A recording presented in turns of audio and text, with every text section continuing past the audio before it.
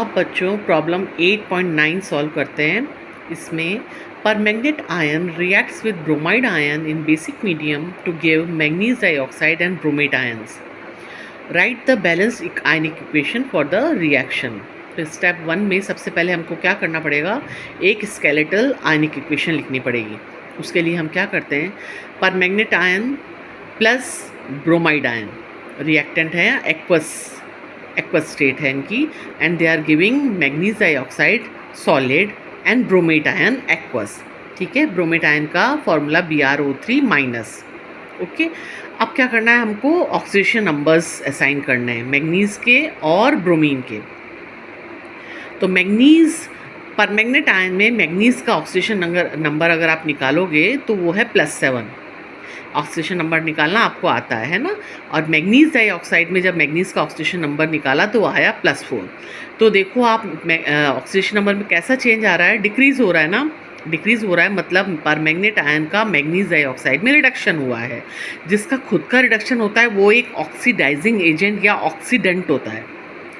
और bromide ion का अगर आप देखोगे तो रिएक्टेंट साइड में ऑक्सीडेशन नंबर है -1, और जो कन्वर्ट हो रहा है ब्रोमेट आयन में उसमें ब्रोमीन का ऑक्सीडेशन नंबर है +5।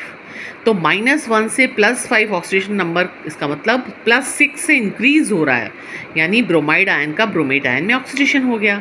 और जिसका खुद का ऑक्सीडेशन होता है वो एक रिड्यूसिंग एजेंट होता है और या रिडक्टेंट होता है। तो ठीक है, तो ब्रोमाइड आयन जो है वो रिडक्टेंट है और परमैंगनेट आयन जो है वो ऑक्सीडेंट है।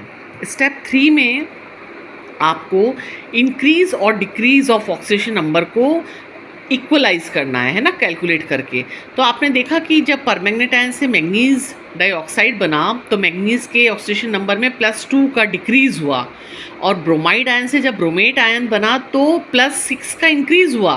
तो हमें इंक्रीज़ और डिक्रीज़ को बराबर करने के लिए क्या करना पड़ेगा, हमें परमैंगनेट आयन को और मैंगनीज डाइऑक्साइड को 2 से मल्टीप्लाई करना पड़ेगा, ताकि डिक्रीज़ होने वाले नंबर भी 2 का डिक्रीज़ हो रहा है ना, तो 2 से मल्टीप्लाई करोगे तो कितना हो जाएगा, 3 का डिक्रीज़ हो रहा है, सॉरी 3 का डिक्रीज़ हो रहा है, तो आप 2 से मल्टीप्लाई करोगे तो 6 हो गया।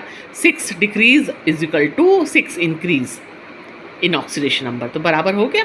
तो इस तरह से आपने 2 से मल्टीप्लाई किया मैंगनीज डाइऑक्साइड परमैंगनेट आयन को और मैंगनीज डाइऑक्साइड से। दोनों तरफ इसलिए मल्टीप्लाई करना पड़ता है बच्चों क्योंकि एटम का नंबर भी सेम होना चाहिए ना।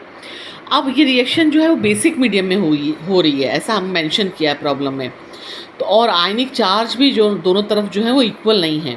तो इसके लिए हमको क्या करना पड़ेगा, राइट साइड में 2 हाइड्रोक्साइड आयंस जो हैं वो ऐड करने पड़ेंगे। क्यों, ताकि जो आयनिक चार्जेस हैं वो इक्वल हो जाएं। देखो इक्वल कैसे नहीं है, क्योंकि लेफ़्ट साइड में अगर आप देखो तो आयनिक चार्ज कितना है, परमैंगनेट आयन के 2 आयंस हैं और चार्ज कितना है -1, और ब्रोमाइड आयन पे -1।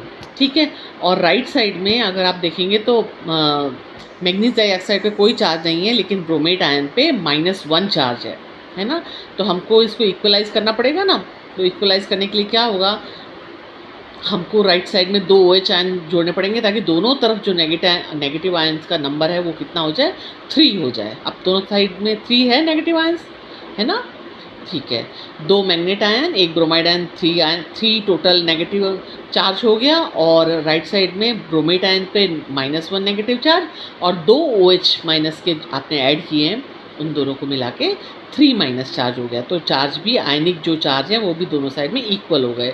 अब हमको देखना है कि जो लेफ़्ट साइड में हाइड्रोजन नहीं है ना, हाइड्रोजन एटम को भी हमें इक्वल करना पड़ेगा। उसके लिए हम क्या करेंगे, 2 वाटर के मॉलिक्यूल्स जोड़ेंगे। अब देखो, अब बराबर हो गए हाइड्रोजन के दोनों तरफ। आप काउंट करके देखो, सारे एटम्स भी इक्वल हैं, सारे चार्जेस भी इक्वल हैं दोनों तरफ, और ये रिडक्स रिएक्शन एकदम बैलेंस्ड है परफेक्टली।